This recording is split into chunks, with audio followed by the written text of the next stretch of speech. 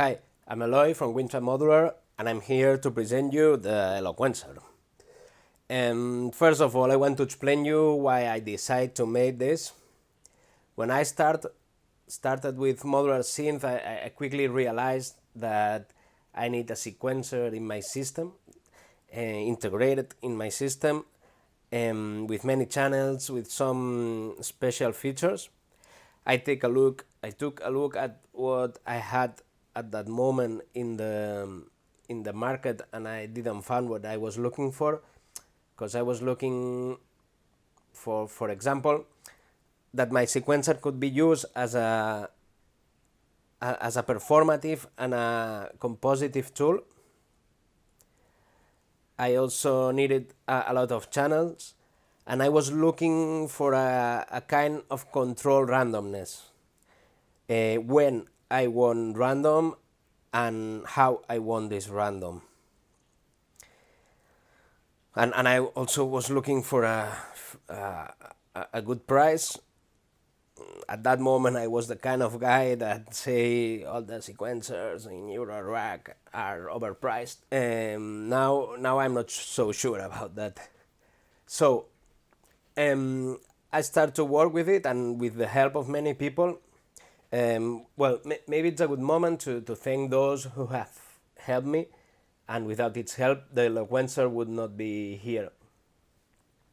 I want to thank the FACO crew for all its help in everything. Miguel from Idel, that has done all the brand and front panel design and has worked on many of the functionalities, bringing great ideas. And Andreas from Endorphins, that has helped me with electronic design, with production process, many things. So I start with this, I start to work with this monster, and here we are. I think we have accomplished our goals. Maybe in some cases we have gone a little bit further, because you never stop adding things to this. And we have a sequencer with 8 tracks, CV and gate. I think it's very helpful as a compositive and a performative tool. It's easy to edit, also quick to edit, and it gives a lot of possibilities and types, levels of control. I think also that it's very intuitive. One of the best feedbacks I've got from the beta testers was from a guy, Juanma, that I did a test with him. I give him the sequencer and I told him, here you have, I won't give you instructions, I won't give you a manual, and I won't explain anything to you, so try it. And then the day after, he sent me a message saying, wow man, this is amazing, I found this and this and this other feature. And it was like he mostly find everything in one day. For me, that was important feedback regarding how easy to use it is. So let's start with it. I prepared a very simple patch. It's not a beautiful patch, it's a patch just to be sure that we understand all the functionalities, or most of the functionalities, because I cannot explain everything in this video, but I will explain most of the features. Let's start with it. I will delete this pattern that was just here to put you in a hypnosis state. So we go to project and we clear the project. Okay, so let's start with an easy pattern, classical 4/4. Let's start with a kick. The CV output of that kick is going to the accent input of the kick module. So what we can do is increase the CV. We can do it pressing the step. If we move the encoder without pushing, it's fine. If we do it pushing, it will be like a coarse movement, so it will change quickly. Or we can press the track button and we will change all the steps at the same time, of the steps of this track. we can put a snare here. The snare has also the CV output going into the accent, so we will increase the CV. Then we can take a look at the gate probability. For example, we want a step here, but we don't want it always, so we reduce the amount of probability.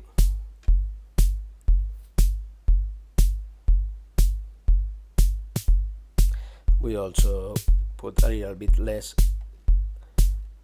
of accent.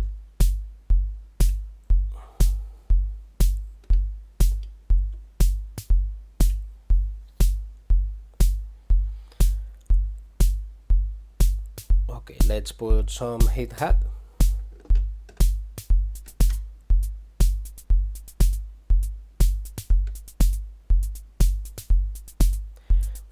With hi-hat, we can take a look at the gate length. For example, we can choose a step and put its gate length at its maximum value. We have 4 values in gate length: 1 divided 16, 1 divided 32, 1 divided 64, and 1 divided 128, related with the full bar.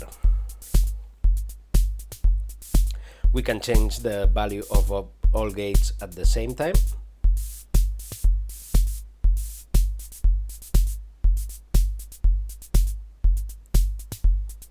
Or we can apply variation probability to these gate length values. We can say that this it's variating 100% of time, and this one too, so we will have variations on these two.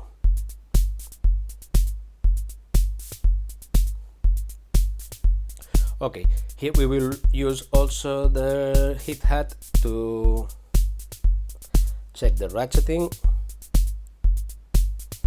For example, we can choose that step will have a doublet,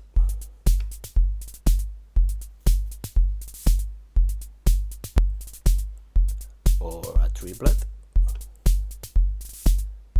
or we can choose like less musical or less rhythmical combinations with silence in the middle or in different parts.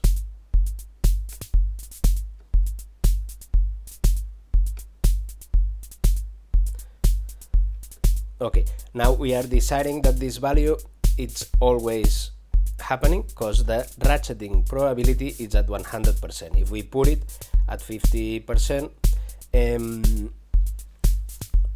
half of the times will be a normal gate, a normal trigger, and the other half of times will be the trigger that we have chosen. But also we have the third layer here, that is the variation probability. So if we put some variation probability, this ratcheting will be varying most of the time between the 9 possible values.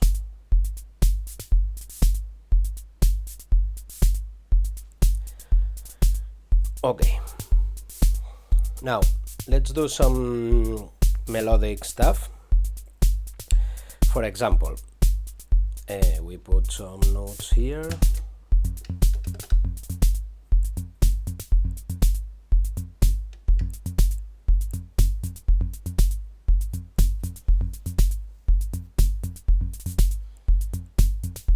One thing that maybe we can take a look at now, it's the duplicate function.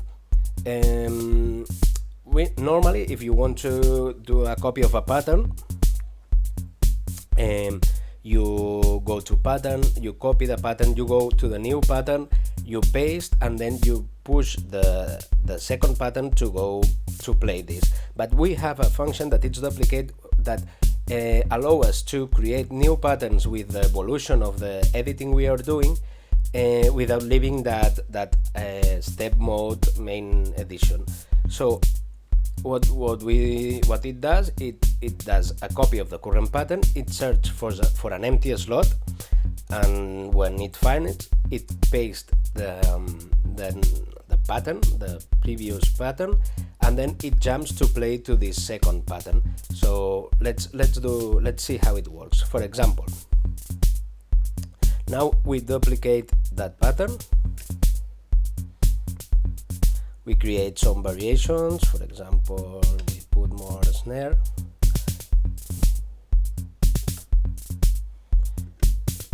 We add also some hi-hats.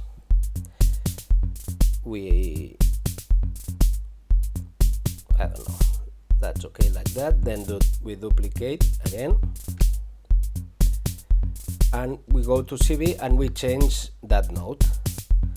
So we find another note. We also can change things here.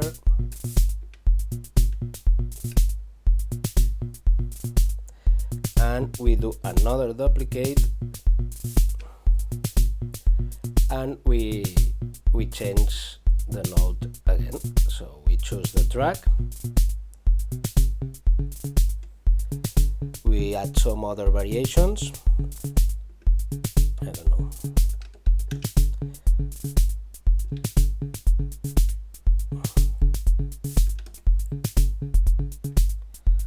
And then we have 4 tracks created. If we go to 4 patterns created. So we go to pattern,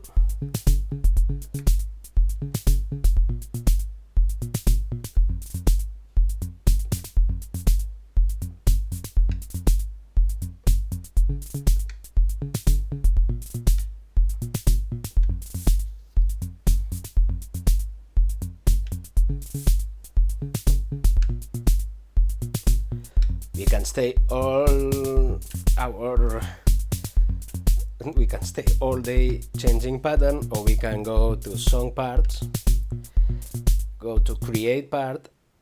We want to create part A1. We start and we say, okay, start with pattern 4, then pattern 3, pattern 2, and pattern 1. Okay, that's my part. I finish, and then I go and I play that part.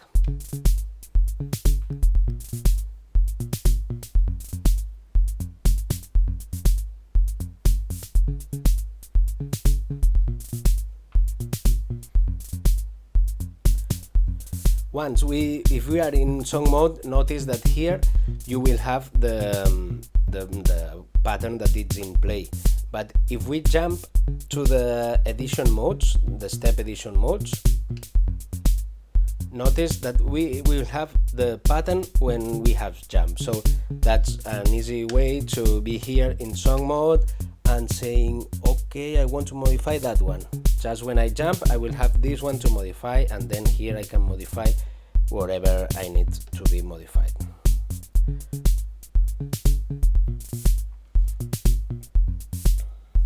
Okay, I will turn off the song mode because for now it's okay.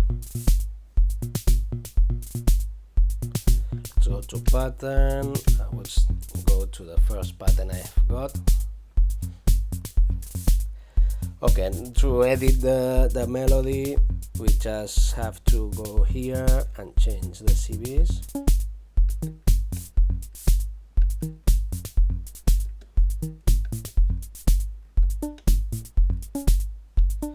Now we have a chromatic scale, what we can choose the scale we need.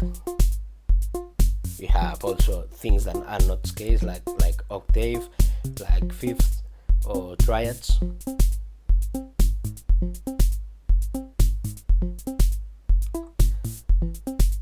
Or we have a user scale here. Maybe you have noticed we have something similar to a keyboard, so we can activate or deactivate notes in that keyboard, so the scale we have and the quantized notes that we have will follow that scale. It's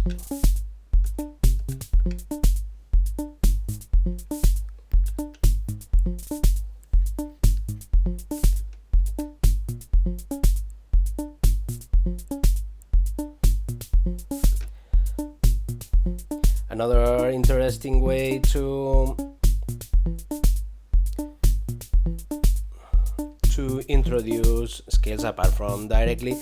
We can use the live recording mode. I pushing the track, I have delete that line, and then what we can do is just pressing notes.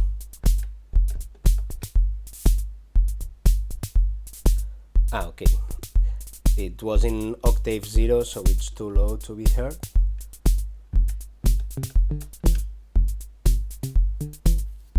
Well, what a line.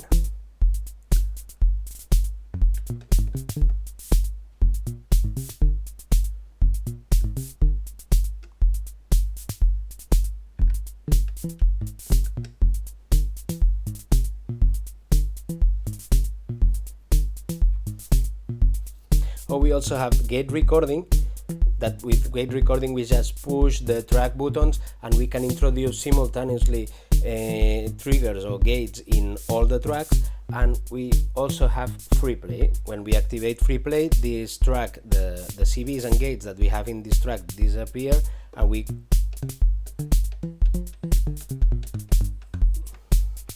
can just play.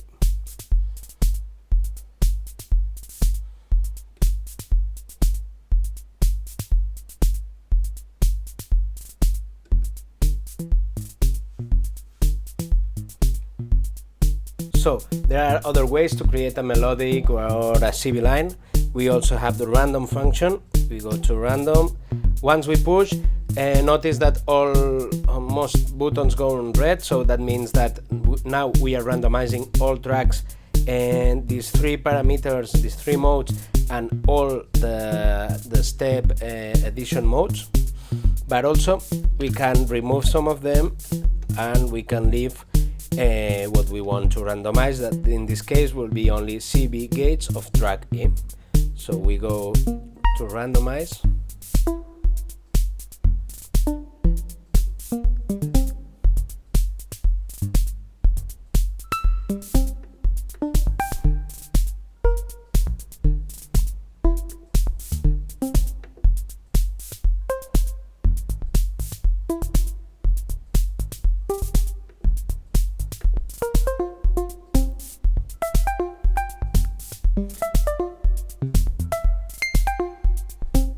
Okay, we can work with this. We go to CV, we adjust a little bit these notes. We will change the scale. Okay.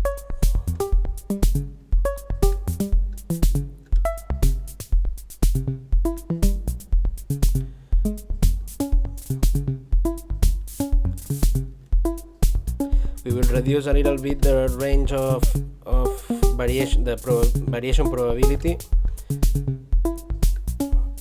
and then we will check that the gate probability is quite high in some cases, not on them.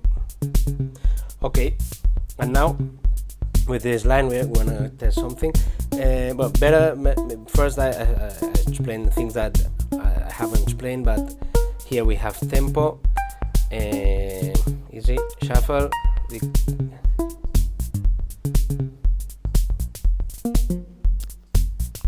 okay, we can go up to 80, I think.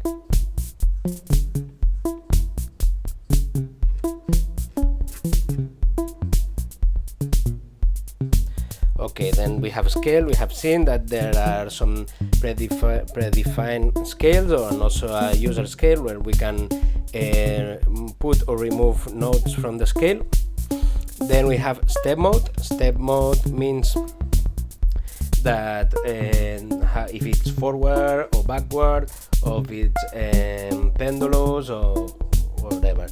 Here, for example, we're gonna choose this track. We only want to change this track, so now it's backward. There's pendulous, random.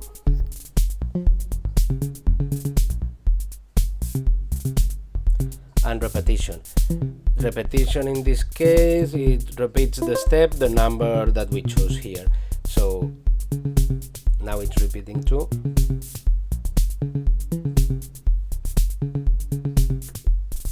Or 3.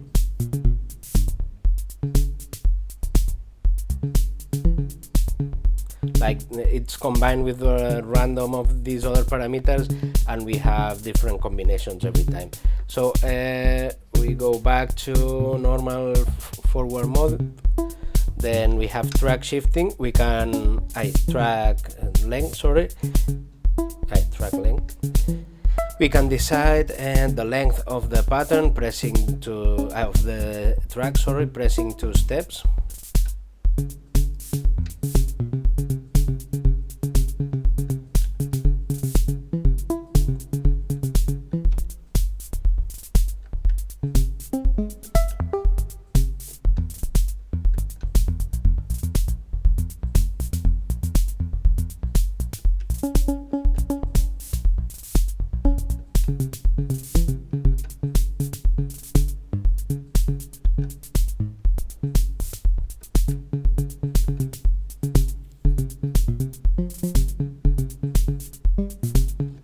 Okay,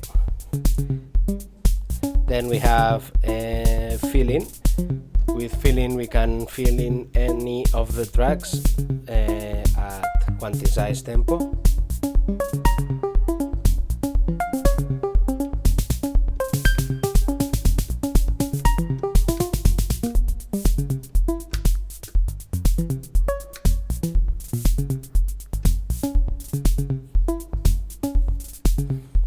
Then we have live recording that we have seen already. We have mute. We can mute all the tracks, or we can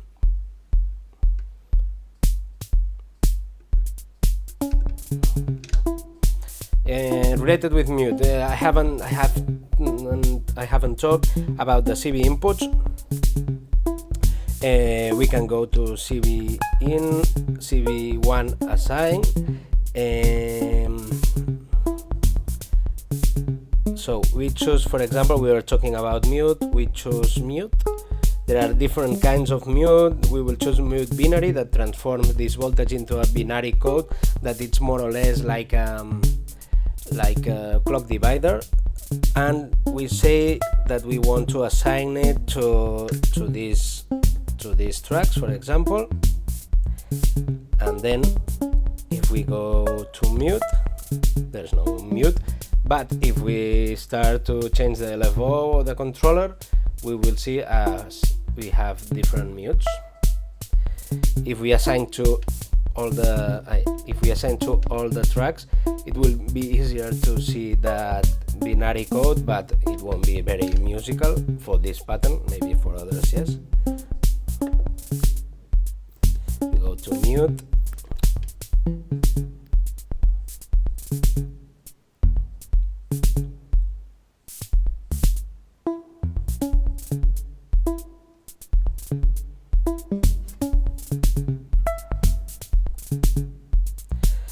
And regarding the CV assign, for example, we have the CV quantizer that I like a lot.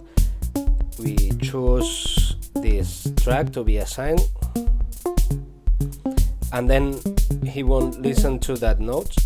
It will listen to it will do these notes with the triggers we have here, but the CV will be the quantization of this CV input.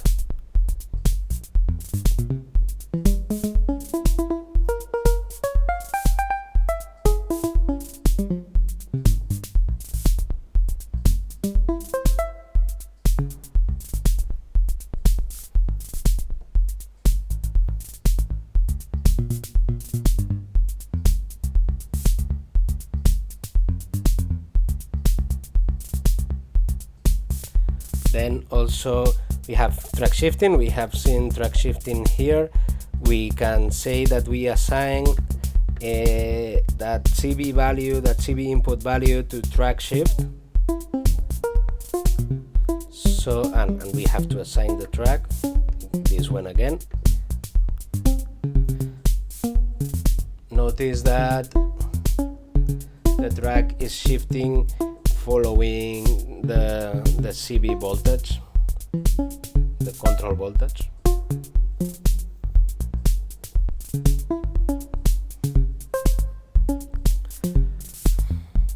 Okay, and there are many things to explain, but I have more time. So I will tell you that here we have reset, we have clock, we have clock in and clock out. Clocking and clock out can be multiplied or divided. We have an auxiliary output. This auxiliary output can be used as an alternative gate or as an alternative clock divider. We can use it to give a gate at the start of the pattern, or we can give it. We can use it to, for example, and there's another thing, to start stop mode. That means that when we press stop, it will send a trigger for this aux output, that if we have a chain, another sequencer chain here, it will tell the other sequencer to reset to its first step, and then when we press play again, all the sequencers will be synchronized. Then what else? The aux output, the reset input will take all the steps at its first step. And I don't know, there are many things here. Well, freeze and revert. Freeze and revert, it's quite useful function. We have this pattern that we want to keep like this. So what we do is we freeze. I do a duplicate. I freeze that pattern. Then I can do whatever I want in this pattern. This is to be used in performance. You want to modify a pattern a little bit, but then you want to go back to that pattern.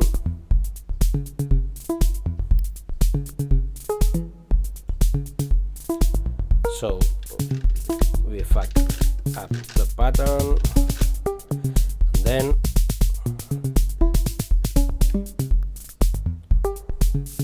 we come back.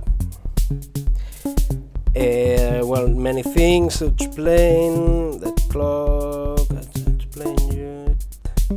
Well, the SD card, we can store here all the projects. If we don't save a project, we will lose that project. So once we finish our work, it's important to save the project. Then it will be a shortcut.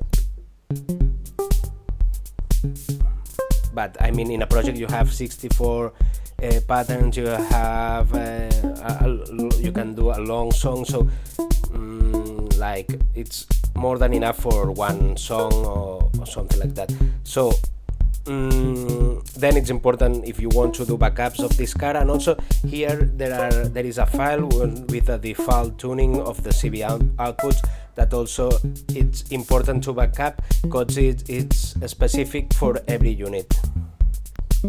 So well, that's all. I've tried to do a quick view. I will try in the future to do more specific videos for many of the functions. Thank you.